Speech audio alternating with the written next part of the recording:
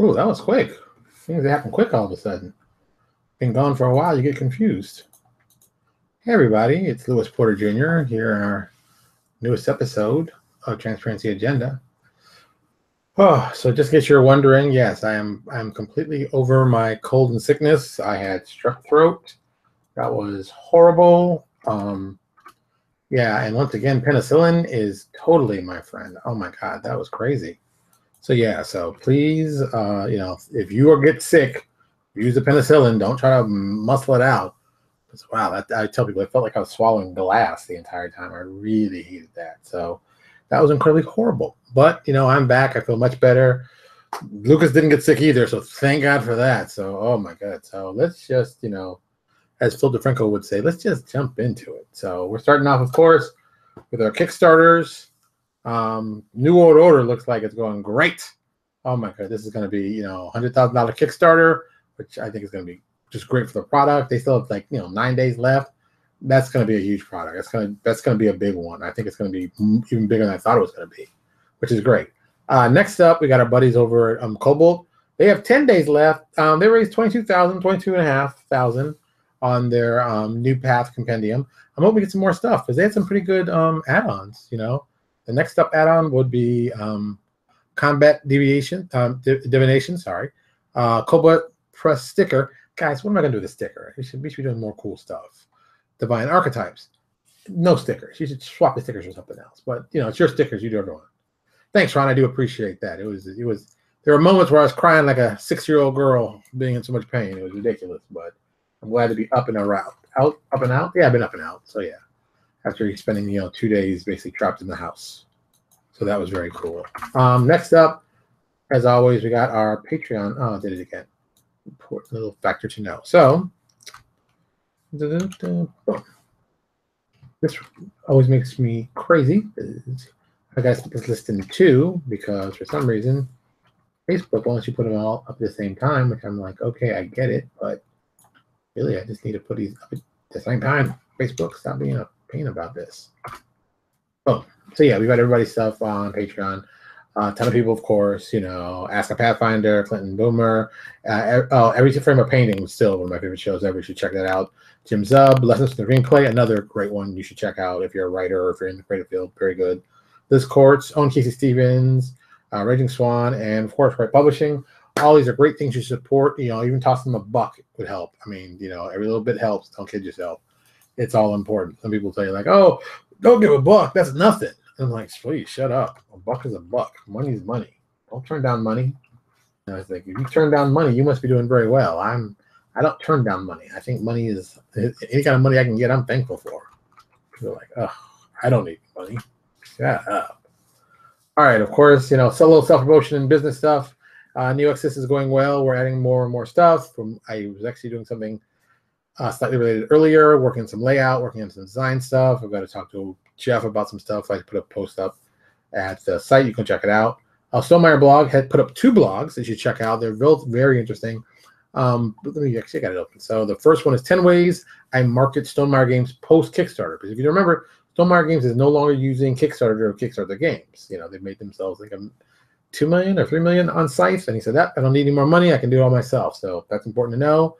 And then number 2, casting a wide net post Kickstarter with in-demand. And I didn't know what the in-demand was, so it tells you here. It's kind of an interesting thing. I kind of wish that Kickstarter would incorporate some of it into its stuff. That's another whole thing. That's like BackerKit. I don't understand why they haven't just said, hey, BackerKit, let's jump on board and let's work together as a team and let's make some money. But that happens sometimes. Black Diamond had, of course, some cool videos in their YouTube. The most recent one, Knowing What You Don't Know. For those interested in starting a store or getting off the ground, you should really check it out. It's really informative. Another solid one. And as always, Gary Vaynerchuk, always good stuff. Can't say anything negative about that. So let's get to the news. So I know you saw that title. I know you guys are like, what? Yeah. So let's get to this news. So the 13th Doctor was announced. And apparently, once again, with any kind of change in the internet, people lose their freaking minds. Personally, I'm a Doctor Who fan. I'm not a fanatic like a lot of people are. I've watched the show. I mean, Tom Baker was the first Doctor I watched. And I watched it for several years back then, in the 80s. And then like the new reincarnation, started watching it on, was it Netflix or Hulu? Or started watching all the way from the first guy with the rebuild. It's kind of interesting, and it needs some work. But I haven't watched everybody. I mean, I've seen the episodes of each. I've seen a couple episodes, but not the entire thing. And I don't hear enough, so it kind of has ruined it for me. So it's like, have I watched it? I got to just watch them together as a big, just a super binge, I'm guessing. But yeah, I mean, I've never, to me, I was like, oh, it's a man, a woman. Who cares? That doesn't matter. That doesn't. Yeah. Plus, characters like that where you're going to regenerate, you're going to come back, you're going to look something different. That to me, never made a big deal about it. I never got why people got so upset about this thing. It was like, oh, how could they make it a woman? And I was like, shut up, man. But it's also the same people complain, oh, you made Iron Man a woman, and made Thor a woman, and they made Captain America a black guy. It's like, Jesus. It's like, look, I understand. People want to make things that are different, and they want to become more inclusive. And then, and let's be honest. The Doctor as a concept is just a great concept. Male, female, doesn't matter. The Doctor doesn't spend his time punching anyone in the face. Doctor's thinking himself is big. I think myself out of traps. And I think that's a brilliant aspect to it. I think that's the much smarter aspect to it than I'm going to punch you in the face. Don't get me wrong. I like people getting punched in the face, but that's not the Doctor style. So it's like, female Doctor, it doesn't matter to me. I think it's going to be good. If she can act and she's good, what do I care? But I'm kind of interested. Will they actually do something interesting? Will they give the companion? Who will be the companion? Will it be another woman, or will it be a man? Because that's been the trope they play: man, woman, man, woman. So will we have a moment where it could be, could it be a man? How will this man be different? How, once again, how's the new Doctor going to be different? There's so much stuff to go into this that, there's so much just interesting stuff. And Doctor Who is one of those things that just do cool stuff. Just keep focused on doing the cool stuff. And focus on that. Too many people get tied up in this whole, oh, it's a girl and stuff like that. I don't get that. I don't understand people's natural need to get into that kind of stuff. And that kind of spun off. So I think Ari Manel was writing something about the new Doctor, and I was like, look, I'd like to do Doctor as a different minority. Maybe it's a black woman, maybe it's an Asian woman, maybe it's a different type of non-white female. I mean, there's tons of it could have been. Now, if that had happened, I think that'd been an actual riot among people, which I would have loved, because I'm not gonna lie. I think the salty taste in their mouth, Doctor Who's not white anymore. Yeah, all these people, are all enlightened until Doctor Who changes his color scheme. Then you're like, I don't know. So do a lot of that. So I would love to see that. I'm not gonna lie. I thought that'd be hilarious. But once again, if the character's cool and the writing is well, what does it matter? Cool characters is what matter. The character is cool. I love the character. Ta-da, the end. I mean, that's all you got to do. So many people are like looking at dumb things like, oh, I don't know. Maybe the character is kind of cool, sort of, maybe, kind of. I don't know. Dude, give it a second or two. Check it out. It might be the most awesome Doctor Who that we've ever seen.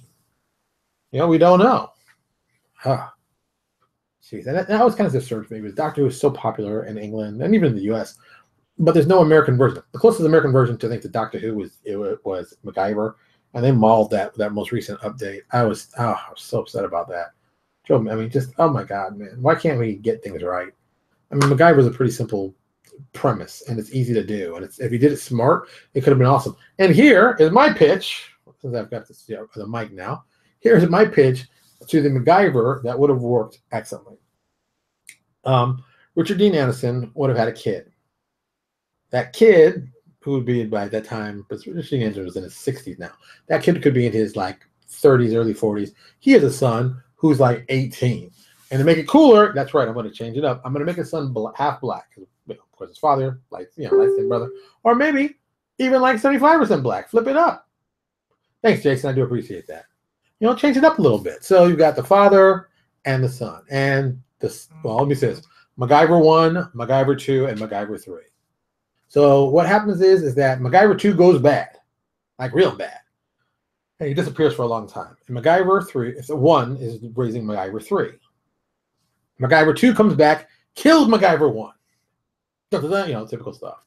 Then MacGyver 3 is like, I will not stand for this. I'm doing this is over the top, but you get it.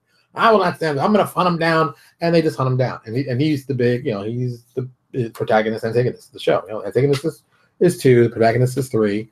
And go from that perspective. And just boom, we're going to do cool science stuff, just like the original one did. We're going to give the son, who's not into violence, we'll still give that non-violent, because I think that's an important aspect. I think they do it really well. It'd be like, okay, look, you are not going to be using a gun or anything like that, but we are going to give you a keto, since a keto is technically, not about harming people. So that's still a very cool martial art that would look good and be believable for the character. And yes, the guy happens to be black, and yes, he has a Scottish name. His grandfather's Scottish. Would I have him in a kilt? Of course I'd have him in a kilt. Kilts are cool. I don't have a kilt. I'm going to find out when I do my ancestry DNA, see if I'm Scottish a little bit. The second I find out I'm Scottish, I'm getting a kilt. I'm going to find out what house I belong to. I'm going to get a kilt. I'm going to wear it a lot. But like, you better believe I'm freaking Scottish. Look at this kilt I'm wearing. You better believe it. I'll be awesome in a kilt. Just saying. Something cool. If it doesn't come up that I'm Scottish, that's going to upset me because I think I'd look awesome in a kilt. My legs are amazing. That's not me just saying that, but that's what I'm just telling you. They're just amazing. So yeah, so MacGyver, I would do MacGyver up like a pro. I got MacGyver like so set up, and I could do that show.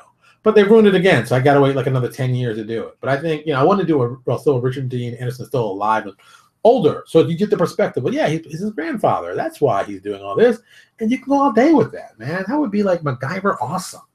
MacGyver is the closest thing. The other crazy pitch, this tells you how crazy my life is. I have like 2 pitches that are in my head all the time. MacGyver's one. Here's the other one. The Star Trek did that one shot. I'm not Charlie X. Oh God, Gary Seven. Gary Seven. Am I right? Anybody? Let me type. It's been such a long time. I forgot about the character. Bam! Look at that, Gary Seven. I still am awesome. So Gary Seven's character, as we didn't know, that was supposed to be a spinoff. That was the whole thing. The episode from the original series, Gary Seven was supposed to be a spinoff, backdoor pilot, as they call it, professional leagues. I would love to take that character and then move him to like modern day now. So I always said, and this is a premise I would use. This is kind of a match of 2 premises I have. Gary Seven with all his cool tech, but his tech would still be like stuff like this. What was it? Where was it? Was it everything? Keys. Yes. So he starts out with these 3 items: set of keys, cell phone, wallet. That's something most people carry on all the time. And the watch would come in later, but I'll talk about that in a second. See, talking about Doctor Who, but I'm going to spin off to something crazier.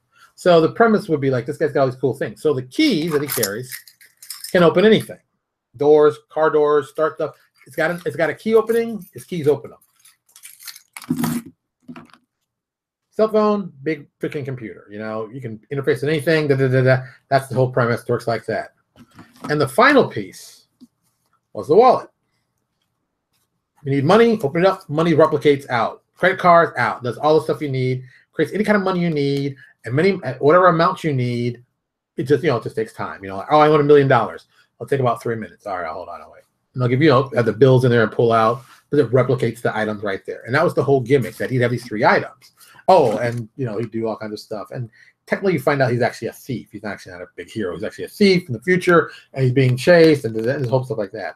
But his watch was one of the cooler items. The watch was like a temporal distortion device.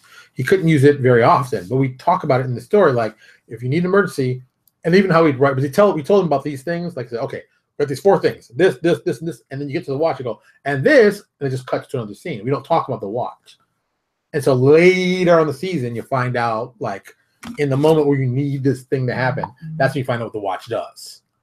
And it's like, bam! Oh my God, the watch does that. And it's like, there's other times during the season, he's like trying to set you, like, no, not now, not now. So you do a lot of that. So it gives you back. I was thinking maybe it gives you back like 4 or 5 seconds, maybe 10 seconds. That you get to go back in time. So I think it's still kind of cool. So yeah, that was the idea. So yeah, I think Gary Seven would have worked. Still think it would work, but you got to write it up. And God knows my writing's horrible, so I'll have to eventually do it at some other side project and file all the numbers off of it and make it this other cool thing. So, but once again, what would the character look like? Well, I've always assumed he'd look like the original character, but he doesn't have to. The character could be black, it could be white, it could be green, purple. It doesn't really matter. If the character's cool, people get excited, and I think that's something that falls back. And a lot of other weird perceptions get attached to it. So I put a link, if you've seen the link right here, the 13th Doctor, where the BBC talks about it. Then I put another link called Dwayne McDuffie and the Realities of a Black Writer in Comics.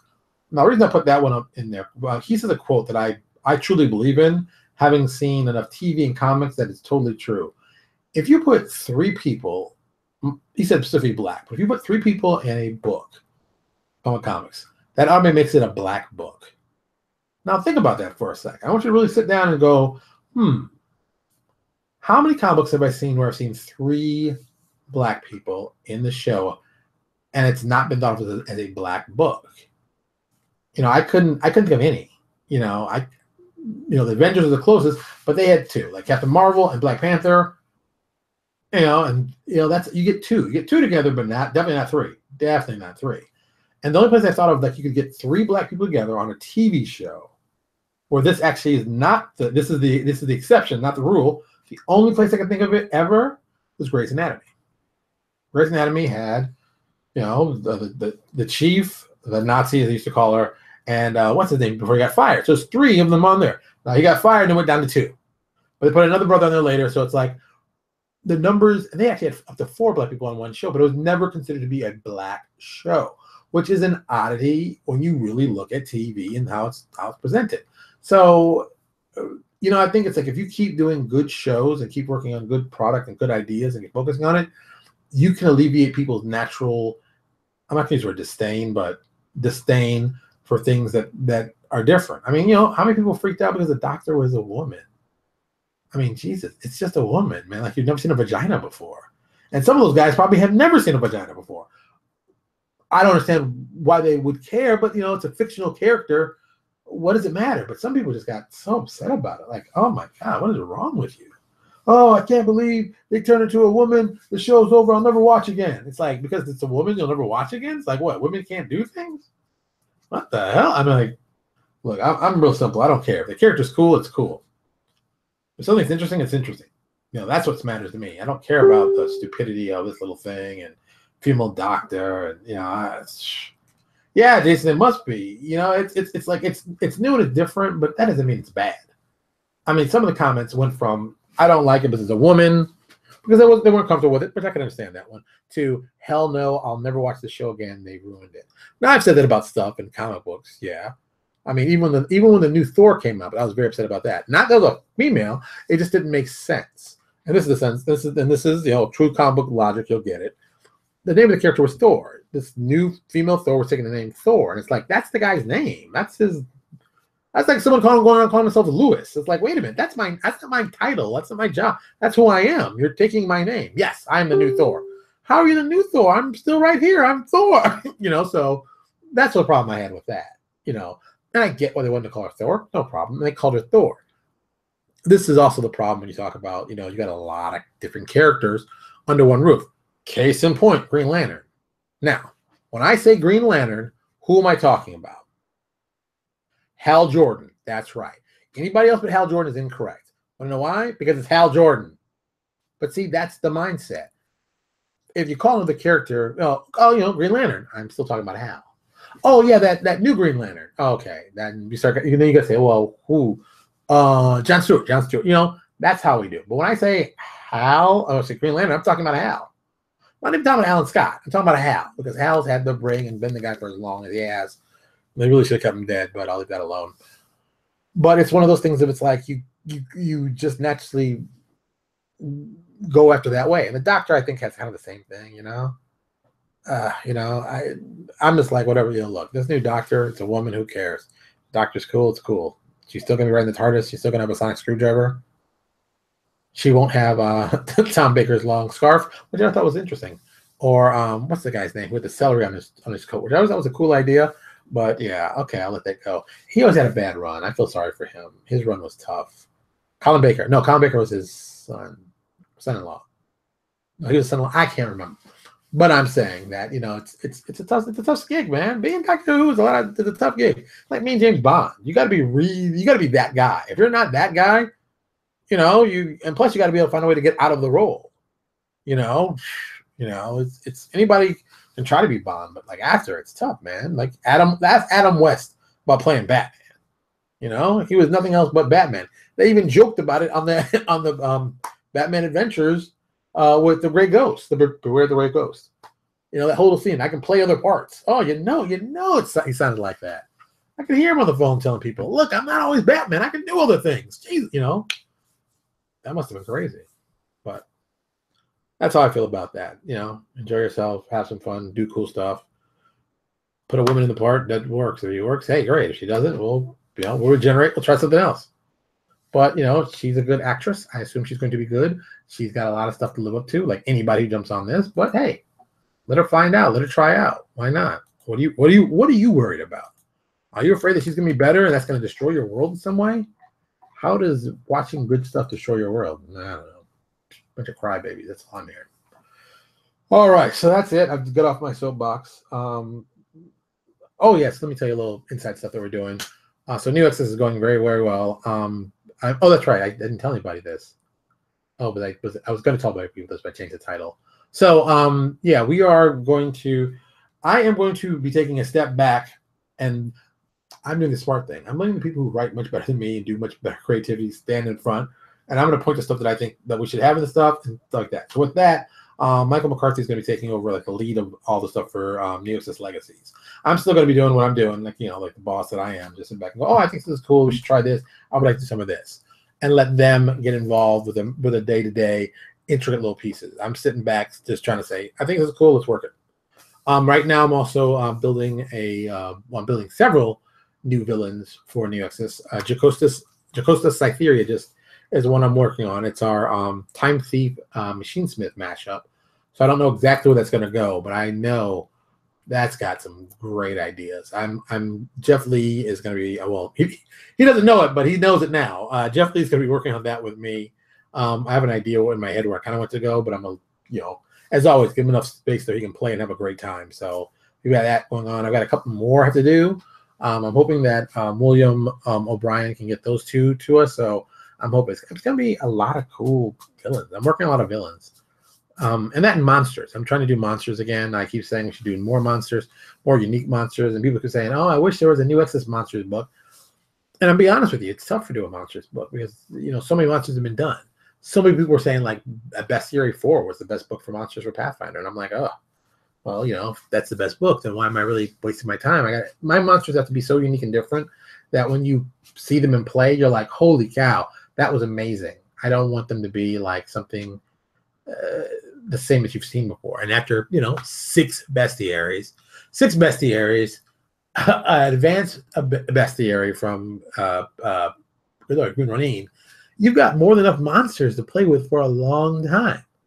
But people still want more. So I'm going to have to put some more monsters on there. I'm going to do some stuff I like. I'm going to do some templates. I'm going to do some cool templates. I'm going to change some stuff up. And I'm also going to, I might look at some monsters that are, trapped by IP and figure out ways to do them differently, but still the same flavor, but do them totally different that you can bring them into the game and make them cool. You never know. There's always plans for stuff. But that's it. I'm out of here. Tomorrow we will have another great show. Wednesdays and Thursday show, I don't know. We will be probably most likely doing, but I'm traveling. I have some work I have to do those days. So I've got to travel far a bit and come back. I'm hoping to get back in time. If not, the show might be long, maybe start short later and be much shorter. I don't know. I'm not going to say yay or nay. I'll find out, tomorrow and Wednesday and see how it goes. If it goes well, it goes well. If it doesn't, it doesn't. That's why pencils have erasers. There you go. All right, everybody. You have a good night. Thank you so much for watching. Oh, before we go on everything, as always, if you can go over here and subscribe to us on YouTube or subscribe to us directly here on Facebook. As always, go tell your parents you love them because I'm sure they miss you and they're thinking about you. Go tell your kids they're awesome. Give them a hug and kiss, but they need that kind of encouragement. I'm going to get out of here, and I'm going to probably go into bed much sooner than normal because I need my rest still. I'm not 100%, but had to do my show, but I missed you all. I missed all of you. No, really, I missed you. I mean, good Lord. I do this almost every day. Of course, I got to miss you. All right, everybody. I will talk to you all later.